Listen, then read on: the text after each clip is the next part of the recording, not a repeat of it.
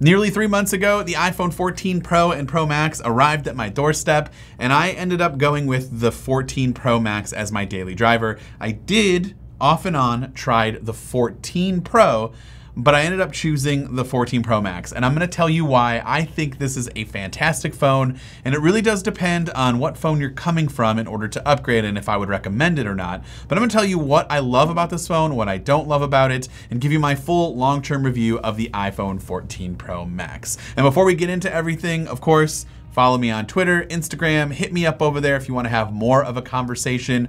We can also leave some comments in the comments down below. I would love to talk to you there. In fact, go ahead and do that right now. Let me know what phone you are currently using, and if you're planning to upgrade, or if you have the new one, let me know what you think about it in the comments down below. And of course, like and subscribe, all that jazz. But let's move on and let me explain to you why I decided to choose the Pro Max over the Pro. And it's one of those things that I really just struggle with on a daily basis because I absolutely love the form factor of the iPhone 14 Pro. I mean, it's just super, it's perfect. It's comfortable in the hand. It is the perfect size. You still get a large screen. You still get all of the Pro features for the most part. Except for one specific thing that you do not get, obviously a larger display.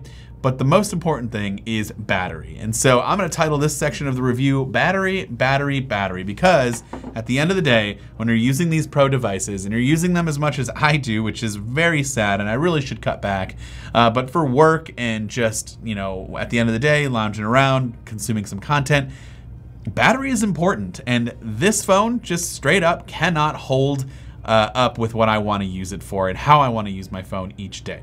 This phone can. I have never once needed to charge this phone out of necessity during a normal day's use. Maybe I've charged it just because I'm like, you know what, I'm going somewhere, I might be using my phone a little bit more, and I just like to have the extra battery, but on a normal all-day use, I have never once thought about charging. This has plenty of battery life before I go to bed around 11 or 12 and put this on the charger. This one I've had to charge before I've even left this office going home, so around 5, 6 p.m., that's not gonna cut it for me. Even if the form factor is great, battery life is not. And you know, these phones have a feature that I really do like, and that's always on display. And you know, Apple made some improvements with the latest 16.2 update, which by the way, you can check out the video here in the upper right corner. That just came out just recently. And that update gives you the customization options for always on display, basically giving you the ability to turn off the wallpaper so that you don't see any wallpaper at all, no colors, no nothing. It definitely helps save on battery life because it's making a OLED screen black, which means it shuts off and does not need to consume any power for a black display. With that before, you had any kind of picture or anything, people could not only see it, and maybe if you had like a family photo that you didn't want every person to see when you had your phone lying face up on a table or something, but also, you know, it consumes battery life. And so that's one thing. And also you can turn off notifications too if you want to.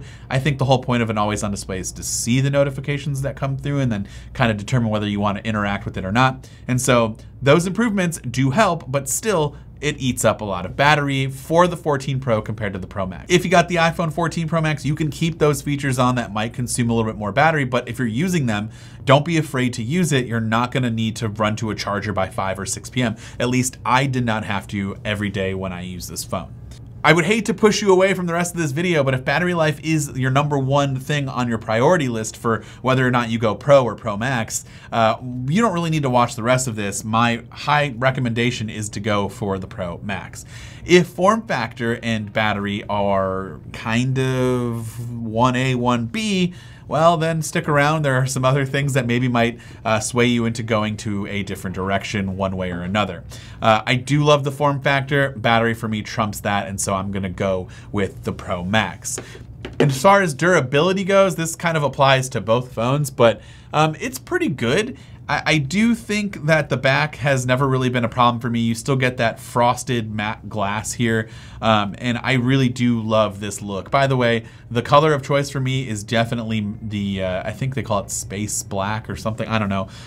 It's the black one. It's basically a matte black phone. It looks great. I love the look of the stainless steel that's in black, but there are a few things that I've noticed, and I think this would probably happen to the purple model as well. This is probably the next best color. I just haven't used this phone enough for daily wear and tear to show. But here at the bottom, you can see right there, maybe it won't kind of happen on camera to where you can see it, but if you're thinking, oh, that's just light reflection, no, that white that's going around this corner here, that's the aluminum or the stainless steel, that's like being scraped off, and it's no longer that black frame just because of, you know, daily wear and tear. And obviously that's happening right there as well. Obviously you'll notice fingerprints are still an issue with the stainless steel, and it looks pretty gross on the black version, but I still think it's worth it for the trade-off of having this really nice looking color. I have not noticed a lot of scratches on the stainless steel for the black version compared to like the silver model here. Now this was a year's worth of use, but I mean, there are so many micro scratches on this iPhone 13 Pro Max with stainless steel that it's pretty gross. And also the display, I do have one massive scratch here already that you might be able to pick out there. It's kind of hard to tell. I'm gonna see if I can get it to show up, but that is not the best. And there's a couple of deep scratches here. I do use my phone without a case and without a screen protector, and so if you're somebody who uses a case or a screen protector, you don't really need to worry about this. But if you ever want to go quote unquote naked with your phone, this is the 3 months of what it looks like if you're just using your phone like a normal person without a case or screen protector.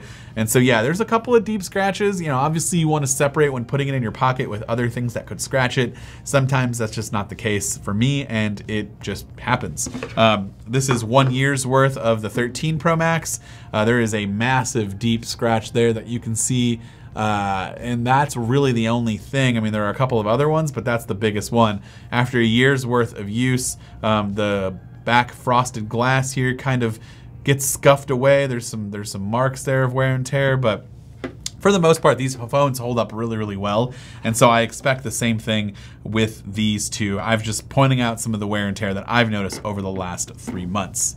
The always-on display and dynamic island are two new features that come to the iPhone 14 Pro and Pro Max only. So anything that I talk about with these two features definitely goes for the Pro Max and the regular Pro. And I like both of those. I think the dynamic island is not as useful as we might have thought. When Apple first introduced, they had a really good marketing campaign for that dynamic island. It made it look really, really cool. And it is cool, and still sometimes it like makes me kind of in awe that there's an interactable part of the screen here that's technically just kind of hiding a design, not flaw, but something that they needed to do in order to fit all of the tech up here. And so yeah, I really do like when I get to interact with the dynamic island. It's just not always useful in everyday life. I'll also say, since the introduction of live activities, the dynamic island has been very useful for me for sports scores. I really love watching the Cavs. That's my local NBA team. And I really can't watch all 82 games. That's just not something I can swing, but I can keep up with it by having the sports scores in my dynamic island or on the lock screen for live activities. And so that is a really cool and useful feature. But I still think that, you know, always on display kind of ranks above that in terms of importance and usefulness. I'll also say that my other favorite feature is something that is kind of underrated in my opinion, and that's how bright this display gets. And primarily when outside, the Pro Max and the regular Pro can top off at 2000 nits of peak outdoor brightness. And that happens automatically, something you can't toggle on. I kind of wish it was something you could toggle on, but I think that could end poorly for a lot of users. And so Apple does it automatically, and it works really well. When I'm outside and it's bright outside, it automatically kicks on. You definitely notice it, and it definitely is useful. I have seen so many people around me with other iPhones that don't have that feature, and they're struggling, they're squinting, they can't really see, they're turning up their brightness all the way. This happens automatically. I can see everything. I can even have sunglasses on while outside in the sun and see my phone's display perfectly fine. And so huge, huge, huge feature in my opinion, especially for someone who likes to use their phone outside or is outside a lot. You don't have to worry about the sun being an issue. And next we go on to the major feature that definitely distinguishes Pro from non-Pro, and that's the camera system. With the non-Pro, you get 2 lenses. With the Pro and the Pro Max, you get the 3 lenses here. You get that telephoto lens. It's pretty similar to last year's telephoto. Still tops out at 3x optical. Next year with the 15, there's some rumors that it could go up to 10x potentially. There's some other other phones out there that do a really good job of going up a little bit more than 3x optical, and then also have software features in place to go to 30x with really good clarity, even 100x with Samsung's Ultra, or the space zoom on the Ultra, I believe is what it's called. And so, yeah, I mean, the biggest thing here with this system is the new 48 megapixel main sensor, and you can take a 48 megapixel raw photo. And that's really cool. And that helps you with the punch-ins and the crops, and being able to take a photo and then crop in a little bit and not lose any quality whatsoever. It's not something I use regularly on it. Actually, it's not something I use at all on my daily basis. I've tested it out before, and sometimes I remember to turn it on, but like 98% of the time, it is just take your phone out, take a picture, and move on. And this is by far the best iPhone at those point and shoot pictures. Definitely one of the best phones out there for photos in general. I would say it's right up there with the Pixel 7 Pro. But for video, it is the best camera smartphone out there on the market, in my opinion. Does a fantastic job. And this year you get cinematic mode that can go to 4K 24 frames per second if you would like. There's the active mode, which gives you like gimbal style stabilization. I have never once used that outside of testing, and I don't plan to, and so it's there if you need it, but personally I don't think the average consumer really needs to use that all that often. But it still takes incredible photos, as you can see from what I've been showing you, and I personally really love the cameras on the Pro and Pro Max, and it's definitely worth the upgrade from the non-Pro if that's what you were thinking of in terms of importance of cameras up there. Go with the Pro and Pro Max. And so at the end of the day, I love my 14 Pro Max. I would recommend it to anyone that asks me whether they should buy it or not.